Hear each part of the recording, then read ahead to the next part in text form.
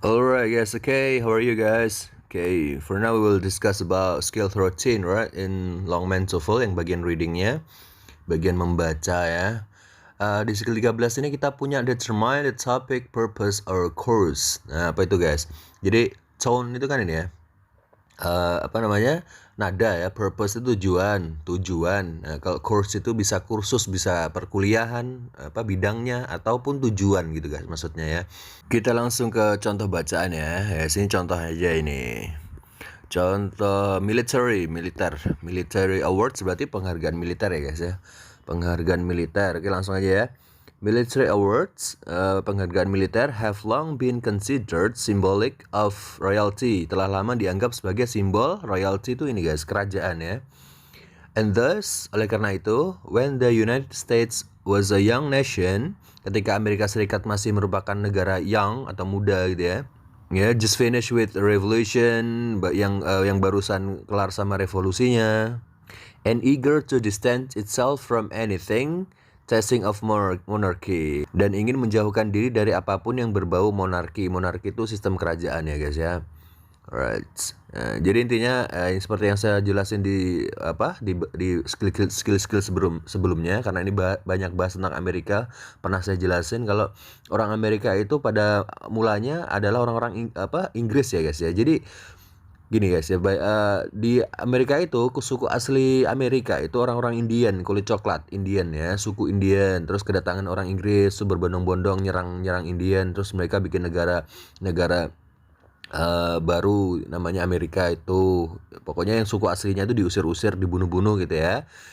Terus karena mereka udah berjaya, maksudnya orang-orang yang dikirim Inggris tadi udah berjaya di Amerika, udah berjaya. Nah mereka nggak mau lagi ngikut si bos, ngikut si Inggris ya, nggak mau ngikut lagi sama perintah ratu. Mereka maunya mandiri gitu ya. Padahal yang nyuruh mereka itu ya kerajaan Inggris gitu kan. Orang-orangnya ini, jadi mereka perang sama Inggris yang disebut perang revolusi ya. Nah, terus itu tadi ya, penghargaan militer telah lama dianggap sebagai simbol kerajaan. Oleh karena itu, ketika Amerika Serikat masih merupakan negara muda yang baru saja menyelesaikan revolusi dan ingin menjauhkan diri dari apapun yang berbau monarki, lanjut, there was a strong sentiment against military decoration. Terdapat sentimen yang kuat terhadap penghargaan militer ya. Kita baca dulu, nanti pas rekap nanti kan ini paham nanti ya. Kalau kurang paham. For a century, selama satu abad ya. From the end of the Revolutionary War until the Civil War, sejak berakhirnya perang revolusi hingga perang saudara, the United States awarded no military honors. Amerika Serikat tidak memberikan penghargaan militer apapun ya guys ya. The institution of the Medal of Honor, penetapan Medal of Honor ini, jadi Medal of Honor ini guys, medali penghargaan gitu ya. The institution of the Medal of Honor, penetapan Medal of Honor ya in 1861 pada tahun 1861 was a source of great discussion and concern, menjadi sumber diskusi dan keprihatinan yang besar guys. From the Civil War until World War I, dari perang saudara hingga perang dunia pertama, the Medal of Honor was the only military award given. Medal of Honor adalah satu-satunya penghargaan militer yang diberikan siapa guys? Yang diberikan by the United States government, oleh pemerintah Amerika Serikat ya. And today it is awarded only in the most extreme cases of heroism. Dan saat ini penghargaan tersebut hanya diberikan dalam kasus kepahlawanan yang paling ekstrim gitu ya. Kalau udah perang besar gitu ya, baru dikasih medali gitu ya. Kalau nggak besar amat nggak gitu ya. Yang pokoknya yang ekstrim ya, kepahlawanan yang ekstrim gitu ya. Terus, although the United States is still somewhat wary of granting military awards, kepanjangan ya.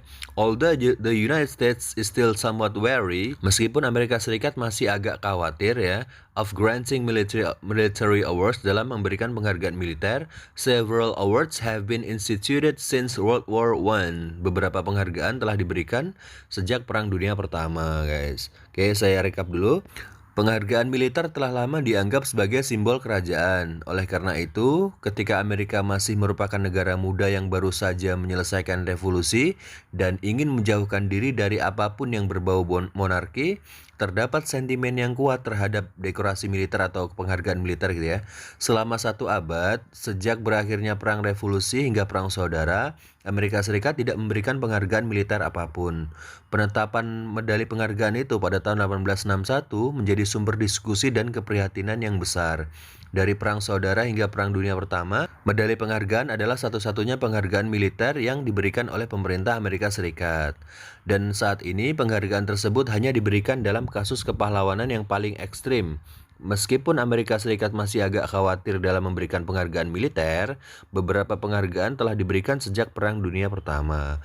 Pertanyaannya adalah, the tone of this passage is, nada dari bacaan ini apa guys? Apakah A, si penulisnya lagi marah-marah? Enggak ya. Yang B, lagi ngelucu? Enggak lah. Humorous, no.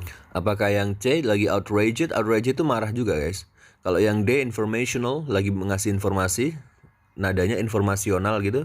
Yang bener yang D, lagi ngajarin kita kan. Dia lagi ngasih informasi. Ya gitu doang guys, tone itu ya. Tone, nada ya. Coba biar lebih paham kita ke bacaan ke pertama. Lo ke pertama Sar, bukan yang kedua. Enggak, ini kan tadi yang sebelumnya ini kan tentang penghargaan itu kan ini contoh ya, contoh aja. Contoh di skillnya. Nah sekarang baru kita ke exercise-nya, latihan soalnya ya. Nanti ada 3 bacaan yang mencakup ini 9 soal aja. Jadi masing-masing ada 3 pertanyaannya ya dari masing-masing passage atau bacaan. Apa ini? Tentang apa ini? Truman ya apa? Truman Capote in Cold Blood.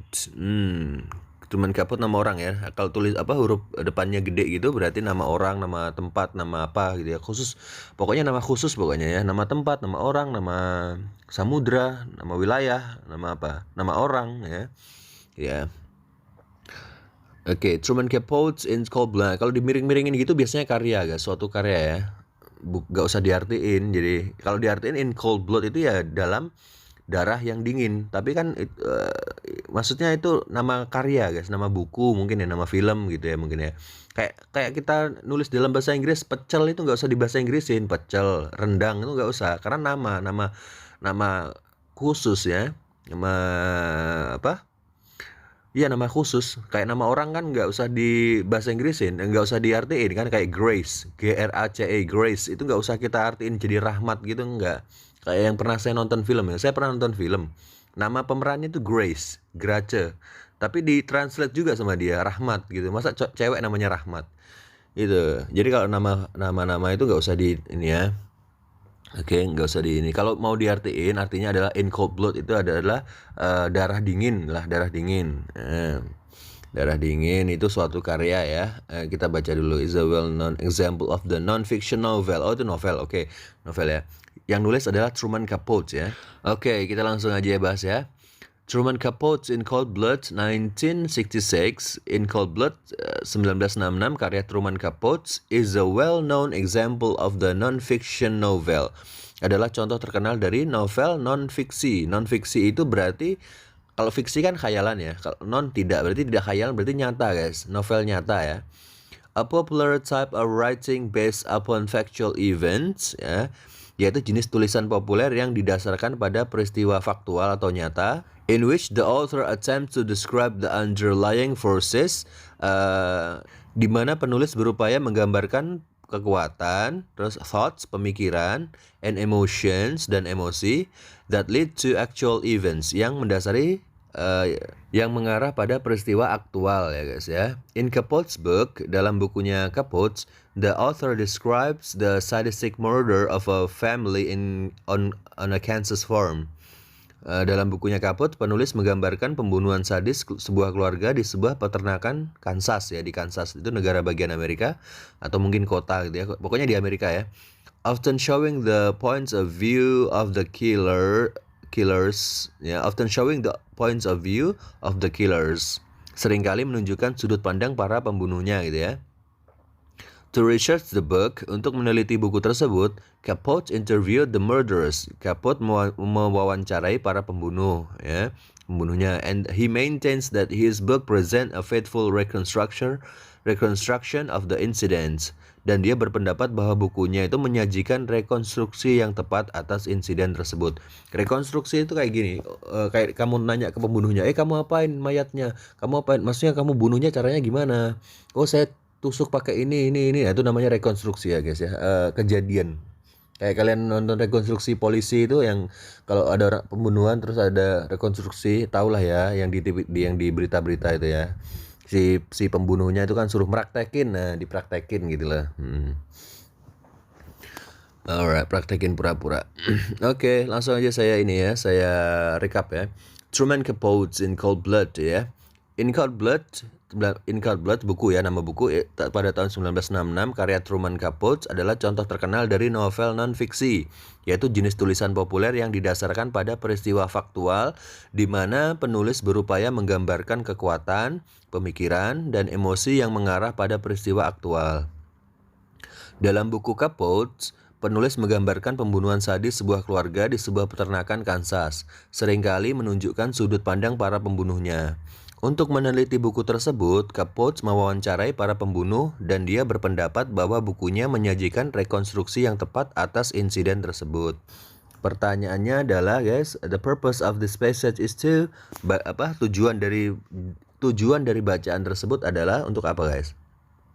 Apakah yang A, discuss an example of a particular literary genre, mendiskusikan sebuah contoh dari genre literasi yang khusus. Literasi itu ya penulisan ya. Mendiskusikan contoh dari genre literasi yang khusus. Ataukah yang B, tell the story of in Cold Blood, menceritakan cerita dari Cold Blood. Kalau yang C, explain Truman Capote's reason for writing in Cold Blood, menceritakan alasan si Capote menulis Cold Blood. Kalau yang D, describe how Truman Capote researched his non-fiction novel, menjelaskan bagaimana Truman Capote meriset novel non-fiksinya dia. Yang paling tepat yang mana guys?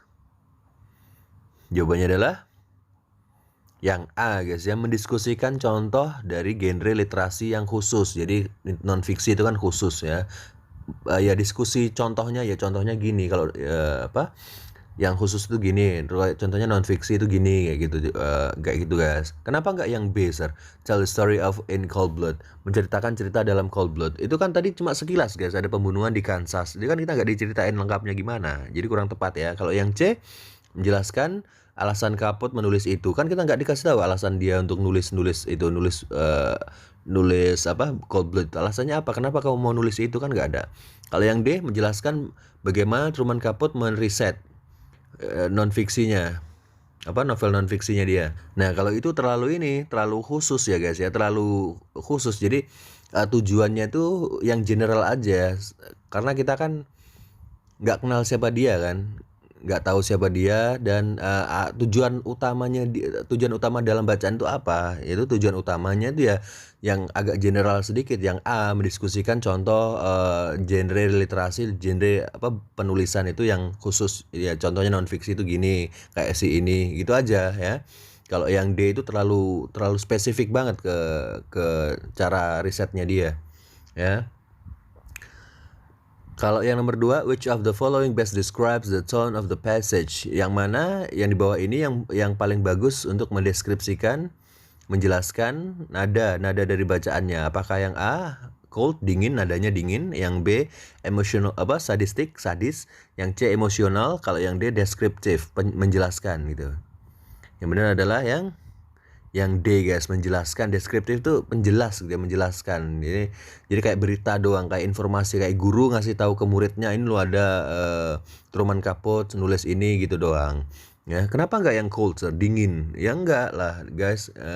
Sadistik itu kayak temenmu nulis, aku akan balas dendam padamu, aku tidak akan tinggal diam, aku akan membunuhmu dan akan mencincangmu. Nah itu baru nadanya sadis. Nah ini kan nada si penulisnya kan cuma ngasih informasi, berarti deskriptif guys.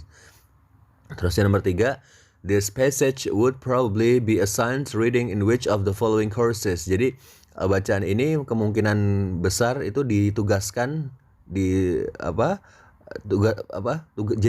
jadi tugas bacaan di mata pelajaran apa? Apakah yang A, criminal law, hukum kriminal, hukum hukum pidana ya. Hukum pidana. Kalau yang B, American History, sejarah Amerika. Kalau yang C, Modern American Novel, novel Amerika modern. Kalau yang D, Literary Research, riset literasi.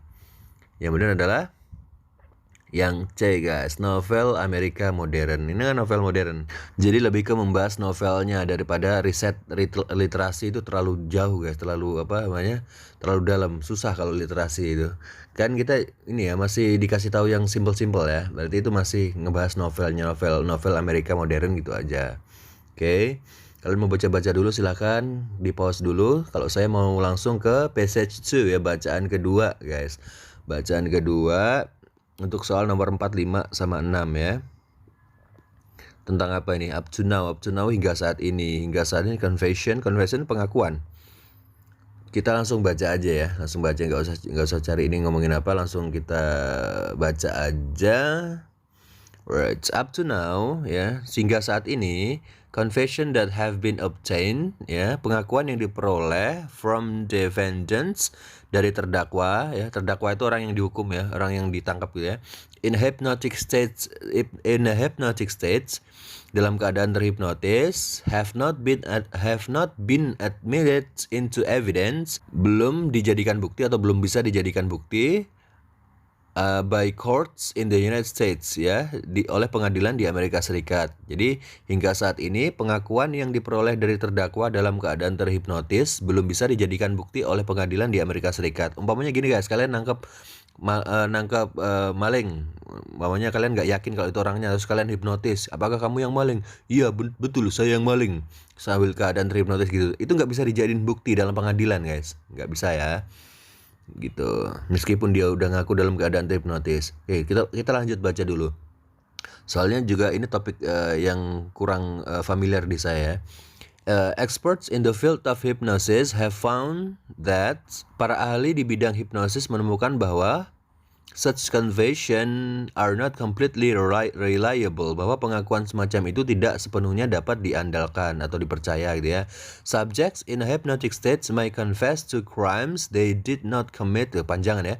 Subject in a hypnotic state ya, subjek atau orangnya itu, yang terdakwanya itu dalam keadaan terhipnotis, may confess to crimes they did not commit, mungkin mengakui kejahatan yang tidak mereka lakukan, for one of two reason, karena salah satu atau dua alasan ya.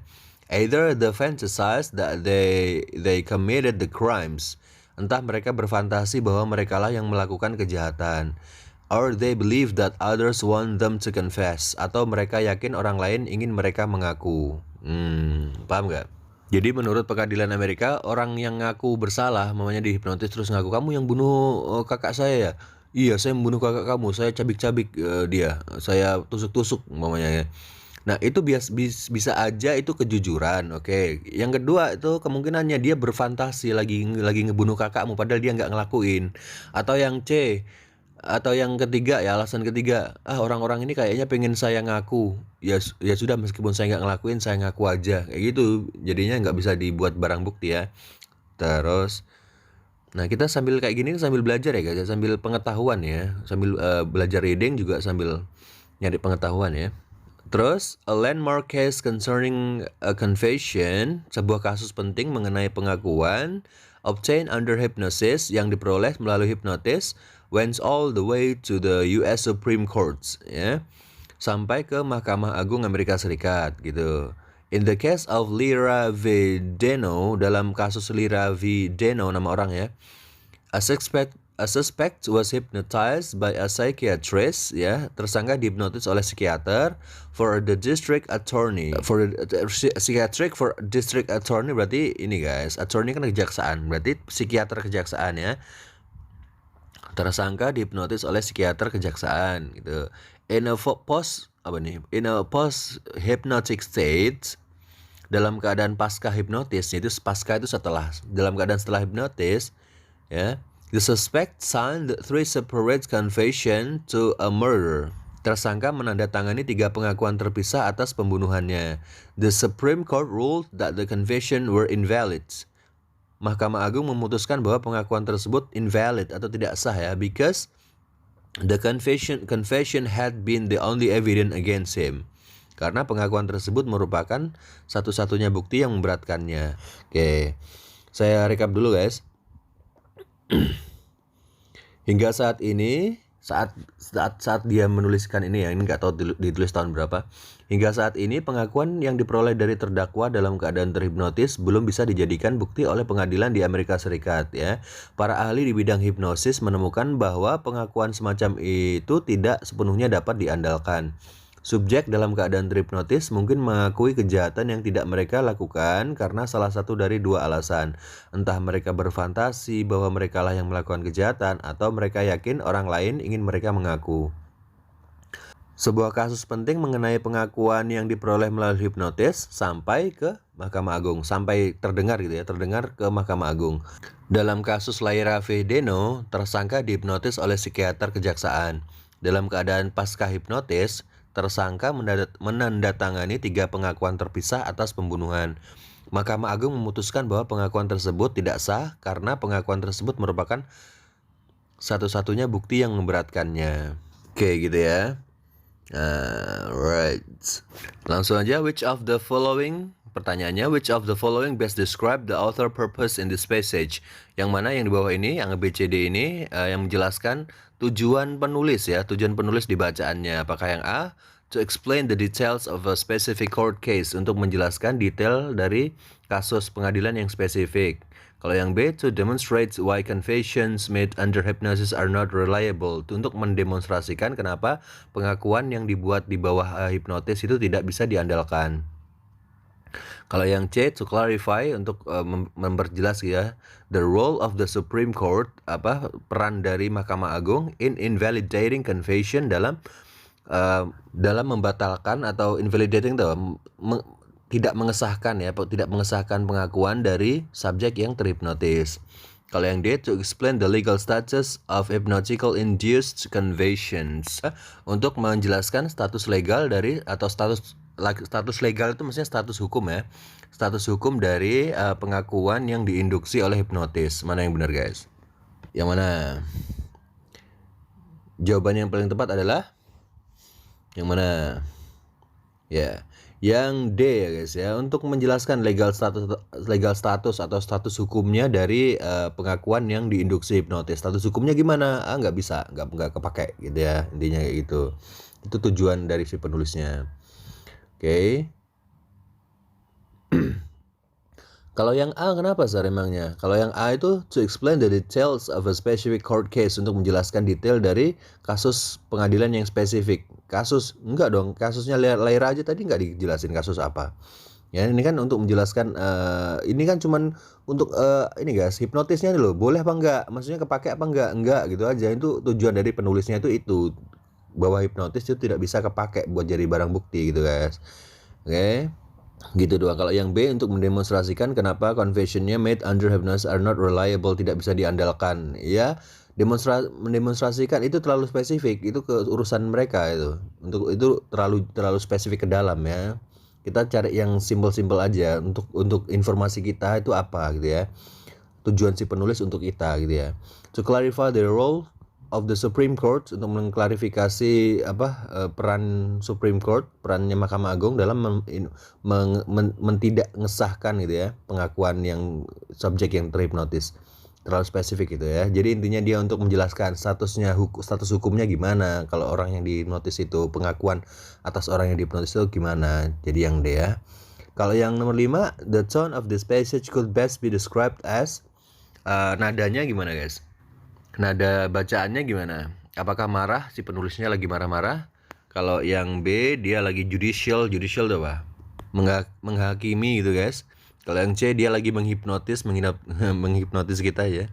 Yang D, informatif. Jadi nadanya tuh informatif, ngasih informasi ke kita. Udah jelas ya? Jawabannya adalah yang D guys. Oke? Masih yang D. Oke. Terus yang nomor 6, this passage would probably be science reading in a course on. Jadi ini cocoknya itu ditugaskan pelajaran reading atau membacanya di mata pelajaran apa? Apakah A, American Law, hukum Amerika. Kalau yang B, Psychiatric Healing, penyembuhan kejiwaan. Healing itu bisa penyembuhan ya. Kalau kalian bilang healing itu maksudnya buat menyembuhkan ya. Healing, psychiatric, kejiwaan. Ya, healing bukannya jalan-jalan, Sir. Heal. Kalian coba cari heal, ya healing, healnya aja deh. Itu artinya menyembuhkan, guys. Ya, healing berarti penyembuhan, healing ya. Penyembuhan. Nggak tahu kalian sakit apa. Biasanya healing kan karena sakit ini ya, mental ya. Mentalnya bukan gila, maksudnya kena kita tuh lagi drop ya, mental kita lagi drop ya, udah butuh healing gitu ya. Kayak lagunya Michael Jackson tuh, guys. Heal the world. Na na na na na na, for you and for me and the entire human race. Nah, itu kan heal, artinya menyembuhkan, heal the world, menyembuhkan dunia. Terus yang C itu parapsychology, parapsikologi ya. Oh, itu nama jurusan ya, psikolog, tentang psikolog mungkin ya. Anak psikolog yang tahu itu ya, parapsikologi. Atau yang D, filsafat, filosofi. Yang benar adalah apakah itu tentang penyembuhan kejiwaan? Enggak ya, terlalu jauh ya. Itu tentang hukum aja, guys. Hukum di Amerika ya. Kalau di Indonesia itu bisa nggak, guys ya, nyuruh pembunuh ngaku gitu, nyuruh penjahat ngaku tuh bisa nggak sih pakai hipnotis kalau di Indonesia? Coba kalian komen di bawah ya. Kalau saya nggak tahu. Ini kan tadi ngomongin tentang Amerika, bacaannya aja. Ini kan TOEFL ya. TOEFL itu biasanya ngomongin tentang Amerika doang ya. Oke. Kalian mau baca-baca lagi silahkan. Saya mau lanjut ke bacaan terakhir ya, atau ketiga ya. Bacaan ketiga. Ini tentang apa nih? Tentang deforestasi. Deforestasi itu ini, guys, penggundulan hutan ya. Kita sebutnya deforestasi ya. Pokoknya itu penggundulan hutan. Okay, the rates at which the deforestation of the world, tingkat deforestasi di dunia is proceeding in alarming, sangatlah mengkhawatirkan itu ya. Oke, penggundulan hutan di dunia sangat mengkhawatirkan. Oke, in 1950, pada tahun 1950, approximately 25% of the Earth's land surface, sekitar 25% permukaan bumi had been covered with forests, ditutupi hutan gitu ya. And less than 25 years later, dan kurang dari 25 tahun kemudian, the amounts of forest lands were reduced to 20%. Jumlah lahan hutan berkurang menjadi 20%. This decrease from 25% to 20% from 1950 to 1973, penurunan dari 25% menjadi 20% pada tahun 1950 hingga 1973, represents an astounding 20 million square kilometers of forest, mewakili luas hutan sebesar 20 juta kilometer persegi. Predictions are that an additional 20 million square kilometers of forest land will be lost. Will be lost by 2020. Berarti perkiraannya adalah akan ada tambahan 20 juta kilometer persegi lahan hutan yang akan hilang pada tahun 2020. Ini sekarang udah 2024 ya. The majority of deforestation, mayoritas deforestasi atau penggundulan hutan itu, is occurring in tropical forests, terjadi di hutan tropis in developing countries, di negara-negara berkembang. Berarti Indonesia juga ya.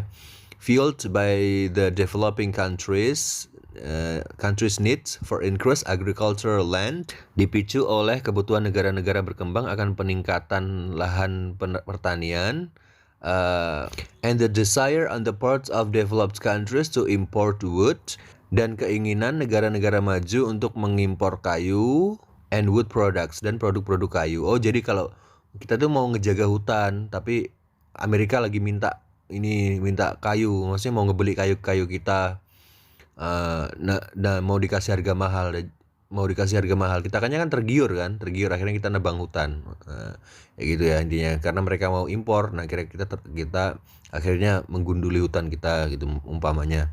More than 90% of the plywood used in the United States, for example, lebih dari 90% kayu lapis yang digunakan di Amerika Serikat. Kayu lapis itu triplek ya guys ya. Misalnya apa guys? Is imported from developing countries with tropical rainforest. Diimpor dari negara-negara berkembang yang memiliki hutan hujan tropis. By the mid-1980s ya, pada pertengahan tahun 1980-an, solution to this expanding problems were being sought. Solusi terhadap permasalahan yang semakin luas ini mulai dicari. Sought itu dicari gitu ya guys ya. In the form of attempts to establish an international regulatory organization, dalam bentuk upaya untuk membentuk organisasi pengatur internasional ya, to oversee the use of tropical forest, untuk mengawasi pemanfaatan hutan tropis. Oke, saya rekap dulu biar lebih paham. Tingkat deforestasi dunia atau penggundulan hutan. Tingkat penggundulan hutan di dunia sangatlah mengkhawatirkan. Pada tahun 1950, sekitar 25% permukaan bumi ditutupi hutan ya. Dan kurang dari 25 tahun kemudian, jumlah lahan hutan berkurang menjadi 20%. Penurunan dari 25% menjadi 20% pada tahun 1950 hingga 1973 mewakili luas hutan sebesar 20 juta kilometer persegi. Perkiraannya adalah akan ada tambahan 20 juta kilometer persegi lahan hutan yang hilang pada tahun 2020 ya. Mayoritas penggundulan hutan terjadi di hutan tropis di negara-negara berkembang, dipicu oleh kebutuhan negara-negara berkembang akan peningkatan lahan pertanian dan keinginan negara-negara maju untuk mengimpor kayu dan produk-produk kayu. Lebih dari 90% kayu lapis atau triplek ya yang digunakan di Amerika Serikat misalnya diimpor dari negara-negara berkembang yang memiliki hutan hujan tropis. Pada pertengahan tahun 1980-an, solusi terhadap permasalahan yang semakin luas ini mulai dicari dalam bentuk upaya untuk membentuk organisasi pengatur internasional untuk mengawasi pemanfaatan hutan tropis ya. Pertanyaannya adalah the author's main purpose in this passage is to tujuan utama penulis di bacaannya adalah apakah yang A? Cite statistic about an improvement on the Earth's land surface. Mengutip statistik tentang peningkatan permukaan bumi ya. Kalau yang B, explain where deforestation is occurring, menjelaskan di mana penggundulan hutan itu terjadi. Kalau yang C, make a reader aware of a worsening world problem, membuat pembaca kita, maksudnya yang ngebaca ini aware, sadar atas worsening world problem, masalah dunia yang mengkhawatirkan atau yang memburuk gitu ya. Yang D, blame developing countries for deforestation, menyalahkan negara berkembang atas penggundulan hutan. Yang mana guys? Yang benar adalah yang C guys, membuat kita itu sadar, membuat pembaca sadar bahwa masalah dunia itu memburuk ya. Ya gitu guys. Yang C. Kalau yang 8, which of the following best describes the tone of the passage? Yang mana antara A, B, C, D ini yang menjelaskan tone. Tone itu nada dari bacaan. Apakah concerned? Concerned itu khawatir guys. Disinterested, tidak tertarik. Kalau placid, tenang ya. Kalau exaggerated, berlebihan atau lebay. Yang mana guys? Yang mana? Jawabannya adalah khawatir dong. Ya, nadanya khawatir dia. Aduh gini nih penggundulan hutan nih. Nah gitu guys ya, untuk ngasih nada ya. A itu khawatir, B disinterested, berarti ini ya tidak. Yang B itu disinterested atau tidak tidak tertarik atau cuek gitu ya. Kalau C itu placid, tenang. Kalau D exaggerated, lebay. Berarti yang A ya, dia lagi khawatir. Terus yang 9, the passage will probably be assigned reading in which of the following courses. Bacaan ini mungkin saja ditugaskan untuk soal reading. Maksudnya soal tugas ini kayak di pelajaran apa gitu ya. Apakah A, geologi, geology itu ilmu bawah tanah ya guys ya. Ilmu dia ngebahas tanah tapi yang bagian bawah. Bagian di bawah tanah ya, gunanya untuk apa ya? Untuk nyari minyak atau nyari apa gitu loh guys. Biasanya orang-orang geologi kan, tentang bawah bumi kan. Atau B, kalau geografi itu yang di atasnya, tentang tumbuhan yang kelihatan dari darat, kelihatan di kita, nggak usah ngegali ke tanah ya kan. Apakah yang C, geometri? Kalau yang D, marine biology, biologi kelautan. Kalau yang C tadi itu geometri